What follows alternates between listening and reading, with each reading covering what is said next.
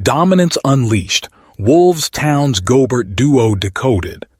Intriguing dynamics, delving into the viability of the Wolves-Towns-Gobert pairing.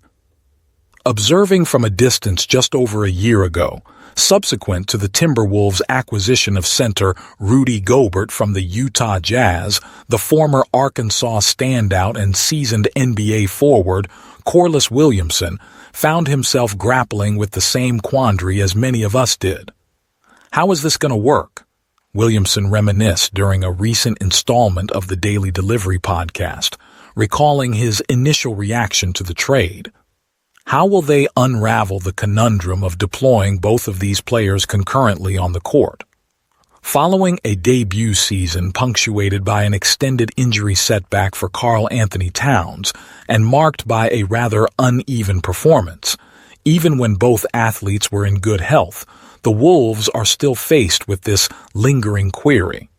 Yet, Williamson now approaches this conundrum from a markedly distinct standpoint, having been appointed as an assistant coach with the Wolves earlier this summer. Although he is merely in the nascent phases of dissecting game footage and grasping Chris Finch's strategic blueprint for orchestrating the synergy between Towns and Gobert, Williamson exudes optimism regarding the tandem's potential. "I'm genuinely enthused about the prospect of witnessing these two individuals collaborate," Williamson articulated, "particularly when we have a complete preseason under our belts, and, with cautious optimism, keep our fingers crossed for their sustained fitness." Hailing from Arkansas and boasting an NCAA title earned with his home state Razorbacks in 1994, Williamson forged a 12-year tenure in the NBA through versatility and adaptability to evolving roles. At times, the 6'7" Williamson served as a potent back-to-the-basket post-up threat, while on other occasions, he assumed the role of a quasi-point forward.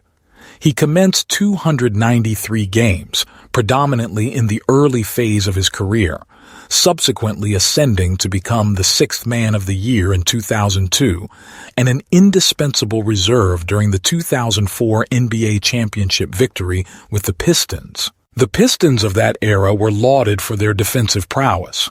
Williamson envisages the Wolves morphing into a formidable defensive entity when Towns and Gobert jointly occupy the hardwood. "The sheer length at our disposal," noted Williamson, who is expected to have extensive involvement with the Wolves' forwards and centers. "I believe, from a defensive perspective, we will undoubtedly be fortified with their dual presence on the court." Admittedly, the Wolves' big men will unquestionably exhibit a more prolific three-point shooting tendency than Williamson, who accumulated a mere 6 successful attempts from 44 endeavors throughout his entire NBA tenure, a realm where Towns has already amassed an impressive 839.